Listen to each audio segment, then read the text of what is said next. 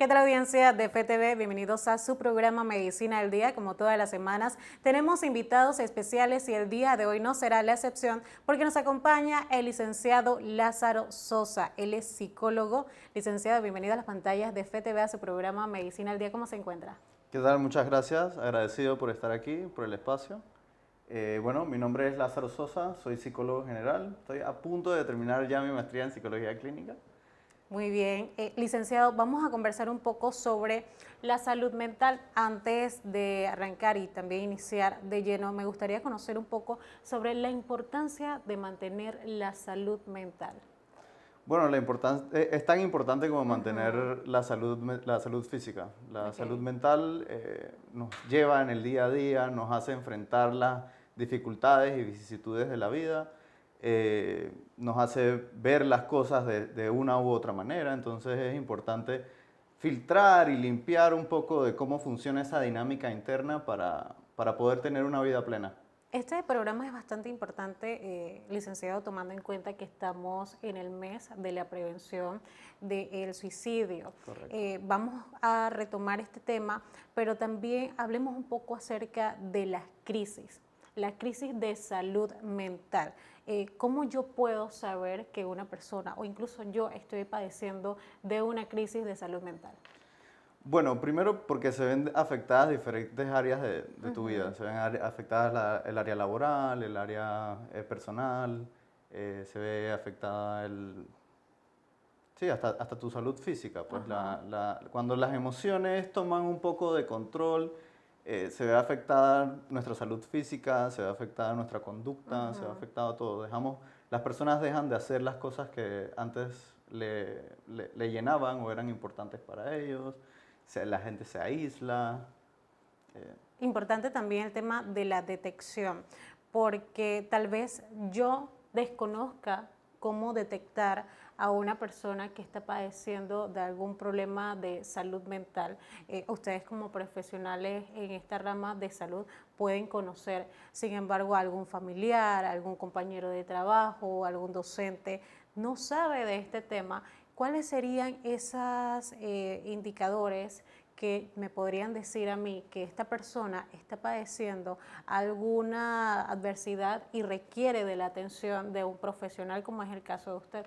Bueno, podemos ver que esa gente deja de hacer actividades Ujú, que solían hacer, se ujú. aíslan. Esos son el tipo de comportamientos que toman que son visibles, pues, porque lo Ok. cierto es que esa dinámica interna no la podemos ver, nadie la puede ver desde afuera, solo quien la está padeciendo, la está viviendo, Ujú. puede describirla de una manera. Entonces, si bien es cierto, hay rasgos o características que se pueden detectar, pero son muchos y depende del contexto, ¿no? O sea, cada paciente es distinto, no se puede determinar como alguna característica puntual para decir que está padeciendo de algún problema de salud mental.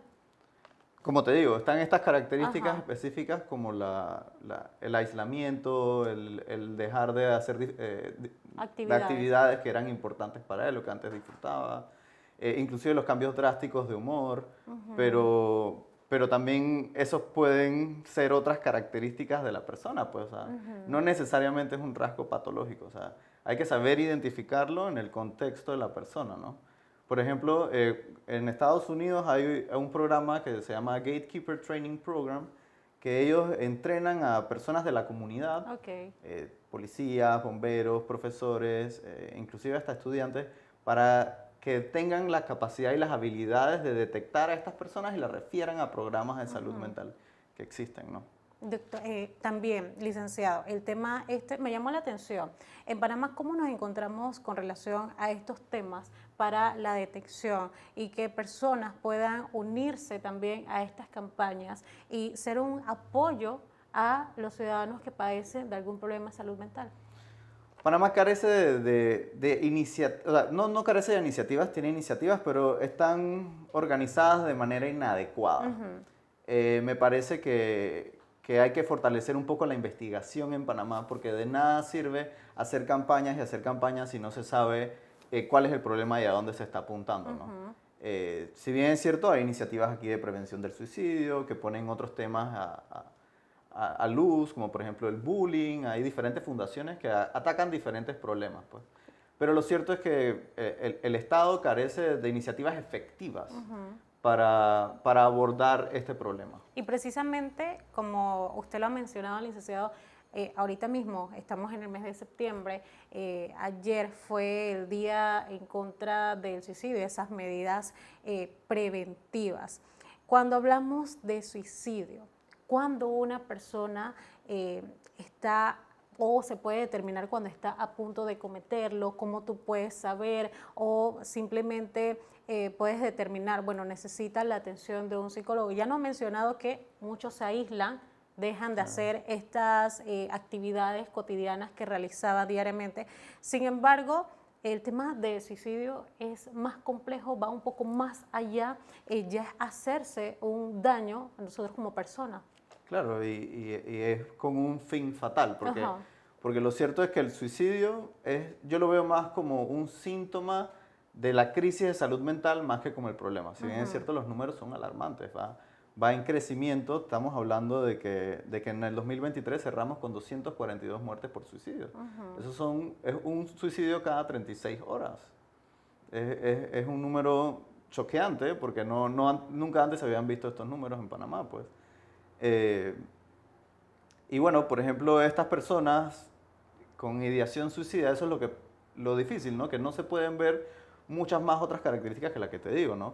Pero, por ejemplo, se evalúa el riesgo suicida dependiendo de cómo se da el pensamiento, de cómo va estructurado, etcétera, etcétera, etcétera. Y entonces en eso se evalúa el riesgo real del paciente, ¿no? Pero apenas aparecen ideas suicidas o la persona habla de querer morirse o de acabar con todo, eso es una señal definitiva de alerta, ¿no? Para tomar acción y decirle, hey, mira, ve al psicólogo o preguntarle si todo está bien, porque a veces estas personas lo que necesitan es ser escuchadas. Claro. Y no ser juzgadas. Y este es el punto al que quería llegar, licenciado, porque ¿cómo acercarme a una persona? ¿Cómo es la manera correcta de decirle, bueno, necesitas atención de un especialista, necesitas ir a un psicólogo? ¿Cómo yo como persona puedo acercarme a una persona que esté padeciendo de este tema y tal vez desconozca la forma correcta de acercarme a ella? Digo, es un proceso de aprendizaje. Lo cierto es que también hay un estigma muy alto en Panamá, sobre todo como hablar de las emociones. Por ejemplo, mira, en Panamá el 85% de los suicidios se dan en hombres.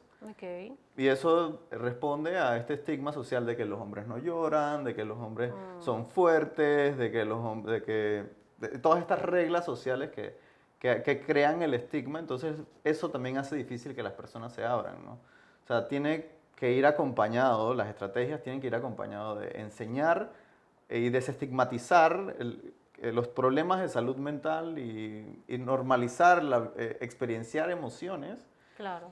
Pero también acompañado de gente, de educar a gente que sepa detectar estos problemas para hacer que el sistema funcione, pues. ¿Hace falta la educación aquí en Hace nuestro falta país? demasiada educación en Panamá. El tema del estigma, licenciado, cuando hablamos de estigma, también está este tabú de ir a los profesionales en temas de salud. Muchas personas tal vez dirán, bueno, yo no voy a un psicólogo, vamos a ponerlo de esta manera, yo no estoy loco, ¿para qué voy a ir a un psicólogo? No quiero ir a atenderme a un psicólogo para exponer mis problemas son personales. Si bien es cierto, se necesita hablar con el personal idóneo para buscar esa ayuda y para poder tener algún tipo de desenlace a algo que nos está afectando por dentro. Claro, la gente va a mostrar esta resistencia a ir a hablar con alguien, pero también lo muestran esa resistencia en sus mismos círculos sociales. No hablan con nadie, no hablan ni con su familia, ni con sus amigos de los problemas que la aquejan y están viviendo esa experiencia completamente solo. Entonces, el rol del psicólogo es entrar y ofrecerle compañía, acompañamiento psicológico dentro de este proceso y ayudarlo a alcanzar la mejor versión para él, pues.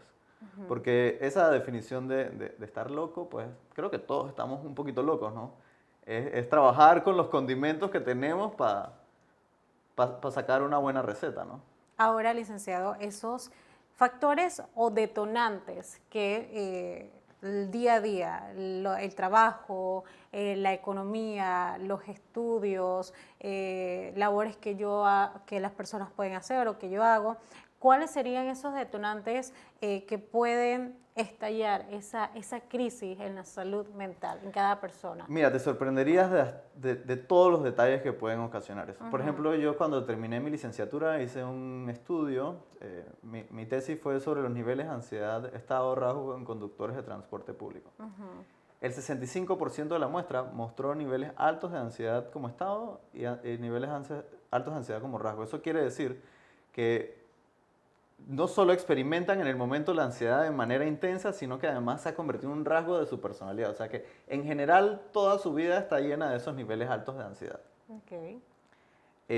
¿Y a qué se debe? Pues factores como el tráfico, la gente, y bueno, eso lo podemos traducir o traspolar a la sociedad y vemos, estar una hora en tráfico, no creo que nadie salga relajado de eso. Y además vemos cómo está la violencia en la calle, la poca tolerancia, la gente peleándose por ahí en las calles. O sea, se ve la sintomatología social de una crisis de salud mental. Estos detonantes pequeños, como el tráfico en la calle, ¿ya sería algún impulsor para que una persona pueda tener una crisis de salud mental? Digo, si todos los elementos están y bueno, tenemos pensamientos intrusivos negativos recurrentes, tenemos, las emociones nos dominan y ponte, tenemos un mal día y de la nada nos topamos un tráfico que nunca nos topamos, eso puede hacer que una persona explote o una persona estalle. Cuando hablamos de pensamientos negativos, intuitivos, licenciado, ¿a qué nos referimos? Esos pensamientos que llegan y nos atacan y nos hacen sentirnos menos o nos hacen dudar de nosotros mismos o inclusive, sí, con esos que nos criticamos a nosotros mismos, pues, o cómo accionamos. El tema de la juventud, la salud mental en la juventud, tal vez antes era un tema que no se tocaba mucho. Hoy en día es un tema que se toca con relevancia. Y siento que todo ha sido a raíz de la pandemia. La salud mental ha tenido mucha relevancia y mucho crecimiento en nuestro país. Tal vez antes no se tocaba tanto por temas tabú, pero principalmente en los jóvenes. ¿Cómo se toca este tema de la salud mental? ¿Qué tan importante puede ser? Uno lo ve, bueno, como ya adulto, bueno, pero ¿qué los jóvenes, qué problemas pueden tener? Porque uno trabaja, uno estudia al mismo tiempo, tiene sus actividades diarias, pero los jóvenes, ¿qué más hacen? Estudian solamente, y muchas personas pueden no tomarle importancia a la salud mental de los jóvenes. Digo, los jóvenes, sí, lo cierto es que la pandemia trajo un despertar o un protagonismo a la salud mental que antes no tenía, eso es cierto. Pero los jóvenes, al igual que los adultos, tienen las mismas necesidades en salud mental. O sea, por ejemplo, mi teoría o mi hipótesis es que aquí en Panamá carecemos de una educación emocional a nivel escolar, a nivel universitario. O sea, nadie nos enseña cómo funciona esa dinámica interna y allá vamos manejando eso como podamos, ¿no? Entonces creo que lo ideal sería establecer iniciativas de educar a las personas. Por ejemplo, yo diseñé un programa para empresas que está destinado a evaluar la desregulación emocional y intervenir en ella de una u otra manera, ¿no? Porque la desregulación emocional está asociada a bajos niveles de productividad, a niveles altos de ausentismo, que impactan y le cuestan a la economía mundial miles de millones de dólares al año. Okay.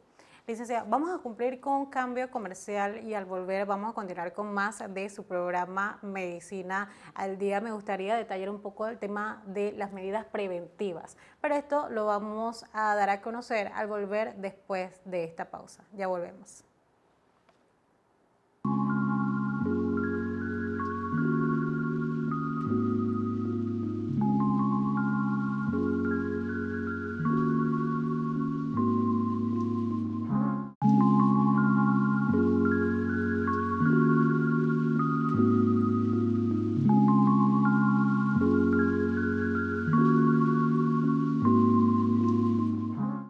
Continuamos con más de su programa Medicina al Día, reiterando la compañía del licenciado Lázaro Sosa. Él es psicólogo. Licenciado, antes de ir a un cambio comercial, hablábamos sobre la importancia de mantener una salud mental, pero ahora me gustaría aunar un poco más acerca de esas medidas preventivas. Cuando hablamos de prevención, existen campañas de prevención para mantener una salud mental buena, por decirlo de esta manera, pero cuando hablamos de prevención, ¿a qué nos tenemos que referir exactamente?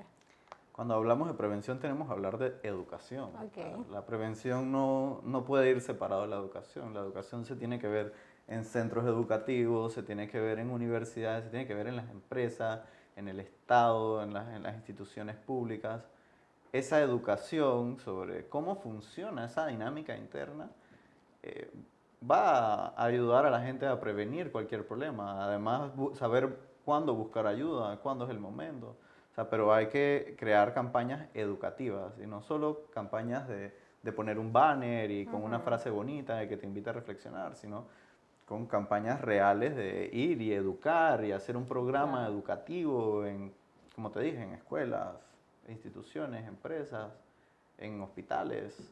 ¿La educación sería la barrera principal, licenciado, para una mejora en nuestro país sobre la salud mental?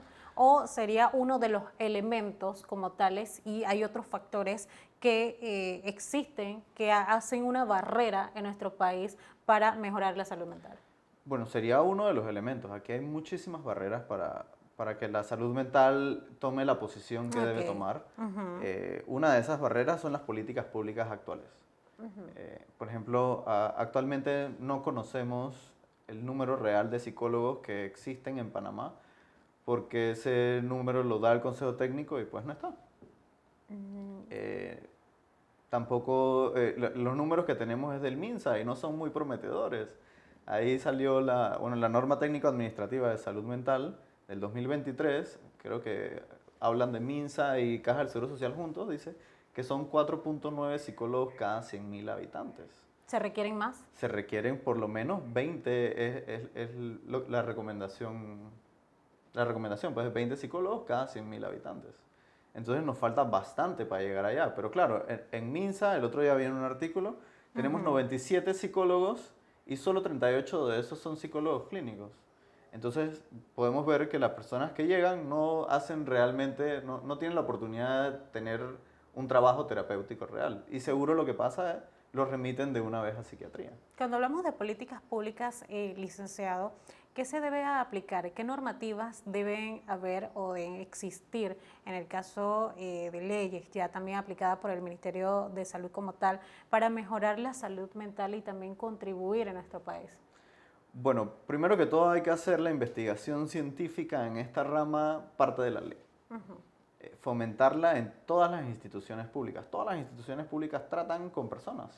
Claro. Entonces, si desde ahí se pueden apalancar para recabar información, ¿por qué no?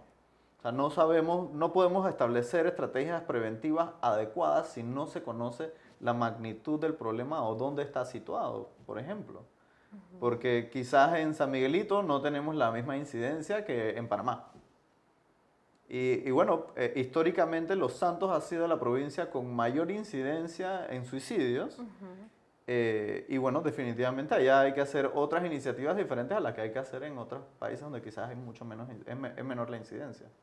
Licenciado, el tema de los profesionales de la salud, aquí sí me gustaría tocar como el rol de cada uno de los profesionales de la salud. ¿Cuál es el papel que debe jugar el psicólogo, la psicóloga en este tema tan delicado como es la salud mental? Bueno, creo que una de las cosas más importantes es trabajar con responsabilidad. Claro. Y usar métodos que han mostrado ser efectivos y eficaces y basados en la evidencia. Porque lo cierto es que por mucho tiempo hemos olvidado que la psicología es una ciencia y se usan muchos protocolos que están alejados de la evidencia científica y eso es lo que quizás ha llevado a demeritar el ejercicio, ¿no? Y aquí es donde tenemos que entrar los psicólogos y tomarnos las riendas y demostrar que esto es ciencia. Investigar, crear conversatorios, crear espacios donde se compartan ideas que sean de alto impacto para el país, porque creo que todos queremos vivir en un país bien de mente. El tema de formación, licenciado, ¿cómo nos encontramos en estos momentos? O bueno, ¿cómo se encuentra Panamá en temas ya de formación, precisamente para los psicólogos, para manejar el tema de la salud mental en nuestro país? ¿Me puedes volver a...? Sí, el tema de la formación, precisamente y directamente con los psicólogos, ¿cómo se encuentra este tema de formación en nuestro país para poder manejar la salud mental? Bueno, creo que la formación ha ido mejorando. Por ejemplo, yo estoy terminando mi maestría, como te comenté, en la Universidad Latina. Esto es publicidad no paga, pero la verdad es que está bien completa, nos dan bastantes recursos basados en evidencia. Yo he aprendido un montón, la verdad. Y creo que la preparación en el ámbito es ser autodidacta, porque lo cierto es que los profesores siempre te van a dar lo que te pueden dar en el tiempo asignado, pero el resto del tiempo es ver qué haces con ese tiempo y adueñarte de más conocimiento, ¿no? La vocación también es importante. La vocación es creo que el rol más importante dentro de nuestra carrera o de nuestro ejercicio, ¿no? Porque se trata de ayudar a gente y si no tienes las ganas reales de ayudar a gente, ¿cómo lo vas a hacer? Exacto. Licenciado, el tema también de esas experiencias que Panamá puede tener con otros países o cuáles son esos países que pueden servir de ejemplo o modelo para Panamá ya en temas de salud mental. Bueno, mira, como te comenté, esa iniciativa de Gatekeeper, el training program de Estados Unidos que entrena a personas en la comunidad, eso me parece algo increíble que no sé por qué no hemos copiado. Yo entiendo que en algún momento se hizo una encuesta para ver si personas estilistas, manicuristas, las personas de salón de belleza estarían dispuestos a coger como una capacitación para poder detectar estos problemas, para poder remitir y entiendo que no se desarrolló mucho más allá ese programa. Sería una buena idea retomarlo. Y bueno, por ejemplo, la OMS promueve un programa que en verdad me gustó bastante y que también siento que se puede hacer aquí, no tiene mayor complicación. Es un sistema de vigilancia de suicidios y de autoagresiones, porque de esa manera puedes localizar dónde está la mayor incidencia de intentos de suicidios, de autoagresiones, donde puedes localizar el problema en un nivel comunitario y asignar los recursos necesarios allá. Que por ejemplo ahora la Caja del Seguro Social diga, bueno, en Los Santos tenemos esto, vamos a asignar un equipo de salud mental enfocado con esta tarea. ¿Por qué no se realizan estos estudios y estas experiencias que han tenido otros países aquí en nuestro país? Mira, la verdad creo que carecemos de apoyo. Creo que ni el mismo gobierno en ocasiones cree en la carrera ni en el efecto que nosotros podemos tener en las iniciativas, ¿no? Y lo que se requiere es que el gobierno nos apoye. O sea, como psicólogos creo que nosotros queremos lo mejor para el país. También creo que nos falta una voz de un gremio representativo que en verdad hable, ¿no? Porque eso lo digo yo y lo dicen algunos psicólogos por ahí, pero el gremio de psicólogos no dice nada.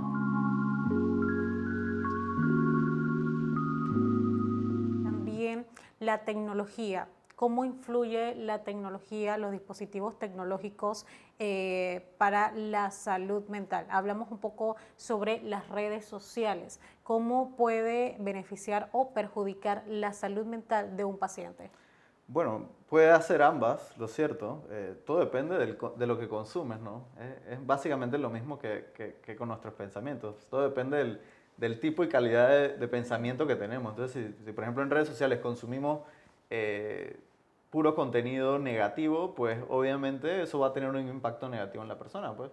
Pero por otro lado hay gente que encuentra herramientas para trabajar uno mismo, el bienestar, o encontrar herramientas de meditación o de mindfulness, y hay gente que le ha servido un montón, pues. O sea, lo cierto es que hay que entender que es un arma de doble filo, ¿no?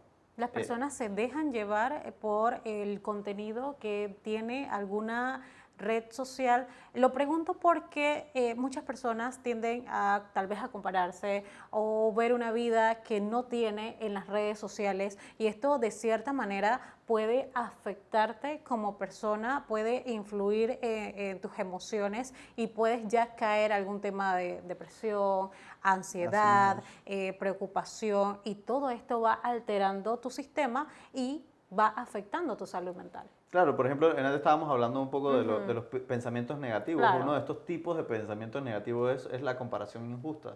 Y es lo que tú hablas, ¿no? Ay, veo en las redes esta vida perfecta, yo quisiera tener esa vida porque yo no tengo esto, esta persona tiene mi edad. Claro. ¿No?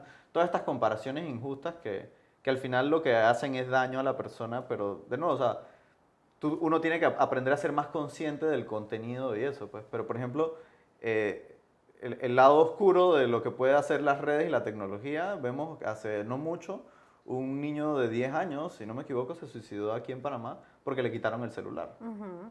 Entonces, vemos que ahí había un apego extremo a ese teléfono, pero ¿cuántas horas pasaba ese niño con el teléfono? El tema del bullying también está dentro de los dispositivos tecnológicos. Y no hablo solamente entre los jóvenes, porque también existe el bullying entre los adultos.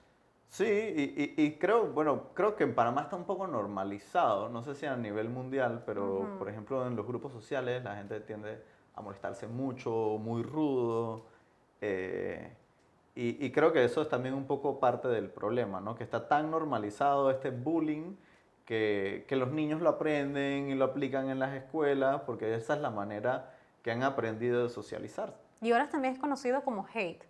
Y la gente lo está normalizando mucho. ¿Por qué no se debe normalizar este tema? Porque tal vez, bueno, los jóvenes, entre los jóvenes, bueno, tengo un hate más.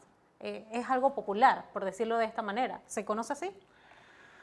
O sea, creo que es una manera inadecuada de nombrarlo porque entonces que vas coleccionando hates por ahí. No, no debería ser así, debería ser como una relación más armónica, como, ok, mis derechos determinan donde empiezan los tuyos. Entonces, mientras tú hagas lo que a mí no me molesta, ¿por qué no me voy a meter? Pues yo puedo tener mi opinión al respecto y todo, pero no es que te voy a atacar porque haces o estás haciendo algo con lo que yo no comulgo, pues.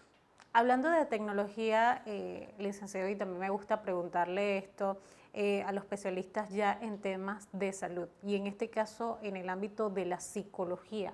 ¿Qué utensilios o artefactos o herramientas tecnológicas se están utilizando hoy en día para beneficiar la salud mental? Conversábamos un poco fuera de cámara y usted me explicó algo muy interesante sobre el tema de tener registros y datos donde el especialista cuenta con estos datos y también la persona va teniendo esa experiencia y conociendo acerca de este informe diariamente.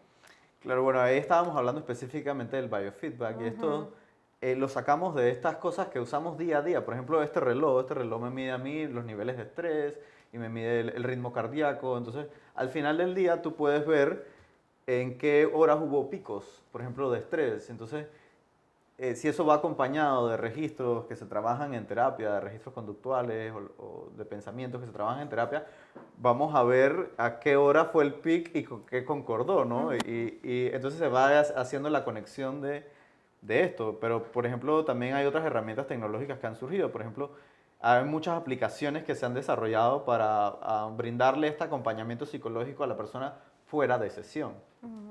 Y brindarle herramientas que tenga al alcance de la mano, pues, o que básicamente sea parte de uno, porque ya el celular es parte de uno hoy día. Ya para finalizar, el licenciado, ese llamado que usted le hace a la audiencia, para que no tengan esta estigma de visitar a un especialista en este tema de salud, y también dónde lo pueden encontrar en redes sociales.